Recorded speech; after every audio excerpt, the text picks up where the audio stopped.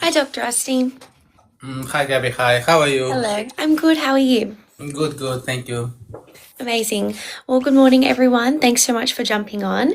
This morning, we will be continuing our series on AMH, and this will actually be part 9. So, if you haven't watched our previous live streams, we do upload recordings on Dr. Asti's YouTube, Instagram, and TikTok. So, please feel free to catch up on that content before you watch this live if you wish. Awesome. We'll get started with the questions. So, my first question for you, Dr. Asti, is could you please explain the difference between infertility management, and fertility planning? Yes, so essentially, women can be in 3 different fertility situations. First one is women already trying to conceive for about 6 months, 1 year without success. They have infertility and they need to manage their infertility. And the second situation is they just started trying to conceive. They're ready to have a child. They're in relationship with male partner. They're trying to conceive now. So they need to manage their fertility. So this is 2 different things.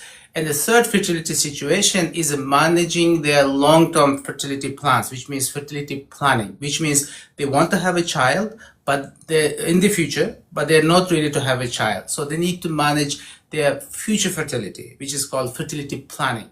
So as one of the main tests of egg reserve, AMH plays different role in different situations. A lot of confusion came about AMH because we tangled up all this different purposes of use of AMH. So we said, oh, AMH doesn't matter. Even if it's low AMH, you can just ignore. So which is wrong, because low AMH means that you have such a low egg reserve. If you want to have kids in the future, by the time you try, you may have run out. So yeah, so we need to disentangle.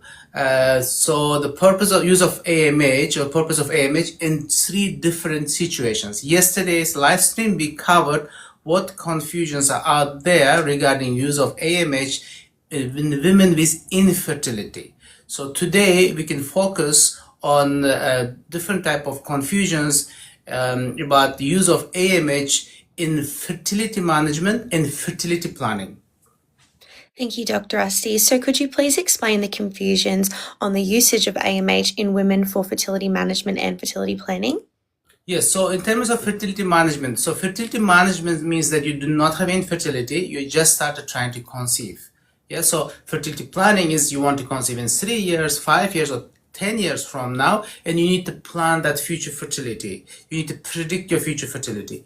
So in terms of fertility management, which means you are starting to try to conceive, you're in relationship with male partner, you're both of you are ready to have a child together, then you started trying to conceive. So there is a myth or confusion which says you don't need to check your AMH, you don't need to even know your AMH, just it's unnecessary. So it's wrong, because looking at the AMH levels, you can actually predict what problems you're going to face if you try to conceive naturally. You may not face any problems, but there are some problems you may face, because let us say when you're trying to conceive, then you shouldn't wait another 6 months or 1 year to find out actually you had some issue, and you should have addressed before you try to conceive naturally, rather than waiting another year to find out, another year of stress and frustration. So IMH's role for that is to tell whether you are actually ovulating, or whether you are running out of egg reserve, which means you shouldn't be trying whole year before you actually find that you have such a low egg reserve. So which means you need to seek help early. Let us say, for example, so just simply looking at AMH levels and knowing your menstrual cycles, you can tell whether you're ovulating or not. You don't even need to do progesterone test, because if you are having a regular period every month, that indicates generally you are ovulating. In order to have a period, you need to release the egg, so that growing egg or follicle produces estrogen that prepares your lining. Then after ovulation, you produce progesterone. Then after progesterone drops, if pregnancy does not occur, then you have a period. Generally, regular periods indication of ovulation. And also, if you look at AMH, if your AMH levels are normal or low, that indicates you're ovulating. If your AMH level is less than 25, if you're having regular period, generally it indicates that you're ovulating every month. You don't need to even check your progesterone levels on day 21. So if your AMH is very high, And if you are having irregular period, very likely you have a PCOS and you are not ovulating. There is no point of trying whole year and finding out actually you are not ovulating, or you may be ovulating every 3-4 months. So just doing a simple AMH test can tell whether you're actually ovulating or not, in addition to your menstrual cycle history. So you track your menstrual cycle and look at the AMH. If AMH is very high, you're having period every 2-3 months, you're not ovulating. Which means you need ovulation induction straight away. So rather than trying 6 months or 1 year without success. So clometolletrozole, provided you don't have any other fertility problems, should help you to conceive. And also in other extreme of AMH level, when you have a very low AMH, let us say your AMH is only 2.3 picomole liters, for example, and I don't recommend you should try whole year to find out whether you can conceive or not naturally, because next year your egg reserve will be even lower, critically low. So, and then you're just got time limit before you should complete your family. So, and for that, you can try to conceive naturally, maybe for 6 months, and actively start planning for fertility treatment. Let us say you can do it in parallel. You did AMH test just before you start trying to conceive naturally, which is fertility management. So your AMH is low, then start trying to conceive naturally. Then at the same time, see your GP, get a referral to fertility specialist, start chatting with talking with fertility specialists, start making plans, because all this thing may take, depending on where you live, 3 months or 6 months. Hopefully you conceive by the time you need fertility treatment.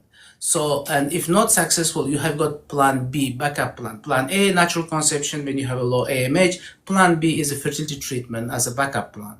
So if not successful, then you can quickly do fertility treatment. Generally, it's IVF, and then achieve successful pregnancy. So this is why AMH does play important role in fertility management, which means anyone who is trying to conceive naturally should check the AMH levels, check the antral follicle count, or do ultrasound scan to ensure uterus is healthy, and AFC and AMH is good, normal, and ensure that you're ovulating before you try to conceive naturally. For fertility tracking, which means long-term fertility, so AMH is very important. It can tell you your future egg reserve. So future egg reserve doesn't tell everything about your fertility, but it tells most critical thing, which means whether you will be releasing eggs in 3 years, 5 years, or 10 years, whenever you're ready to have a child. Let us say you want to have a child or children, but you can't have a child now. So a lot of women in this situation, millions maybe around the world in this situation.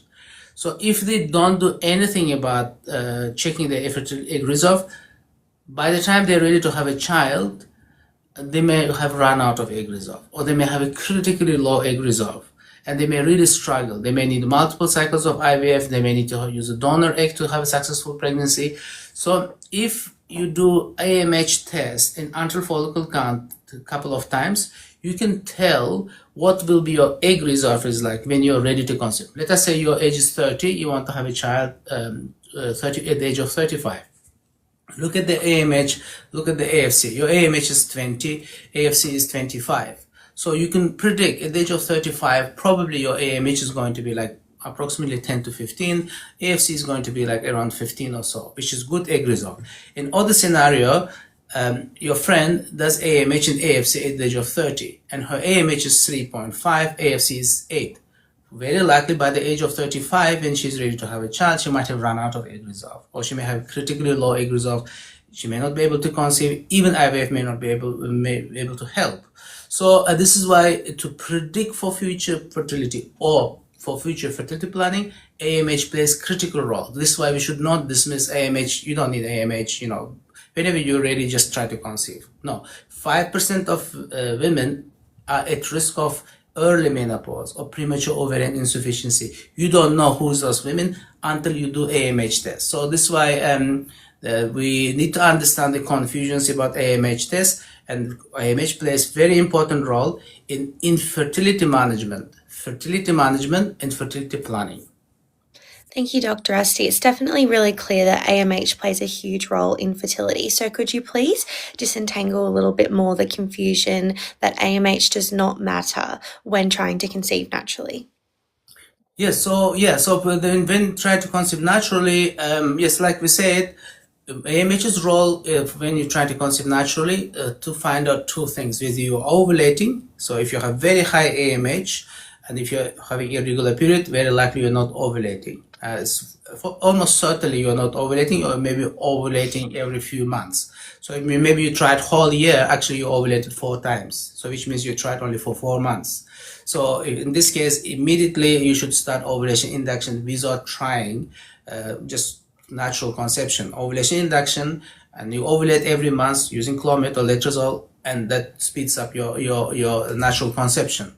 So again, also we need to know AMH in natural conception. If it's very low, critically low, you should not be trying very long period of time, and you should have a backup plan in place. Yes, you should try to conceive naturally, and very likely, provided you don't have any other fertility problems, your partner doesn't have any fertility problems, you conceive naturally, but you need to have a plan B in place, because your AMH is dropping and you have a time limit before it drops down to zero and you start producing eggs. So this is why you need to be very proactive. So this is the role of AMH when you're trying to conceive naturally.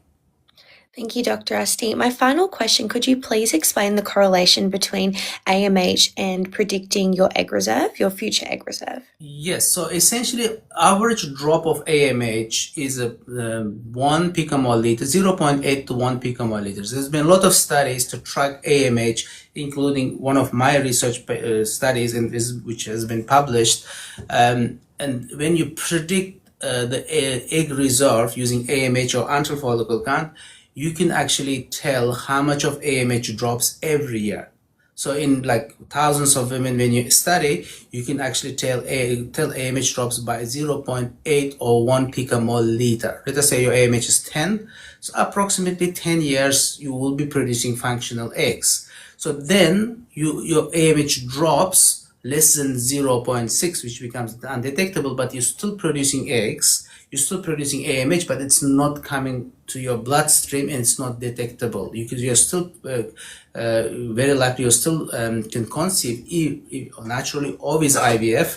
So, but this period is a bit hidden. We cannot predict how long it lasts. In some women it can last longer than other. So this is why we cannot tell exact year of menopause, but we can tell approximate year of functional egg reserve. So let us say if your AMH is 5, probably next 5 years, around 5-6 years, you will be producing functional eggs. Then your AMH will hit 0. That's very predictable, and you can just have a long-term prediction.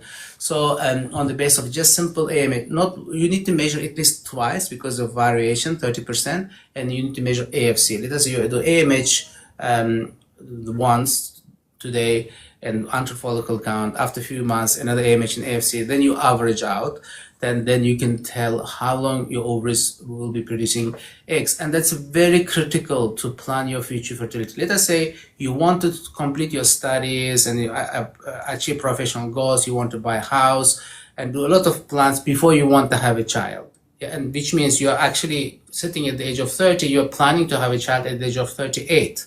So this is your plan, but your ovarian plan may be very different. Or your ovaries may be saying, I don't care, I will run out of eggs on you by the time you get to the 38. My limit is age of 36.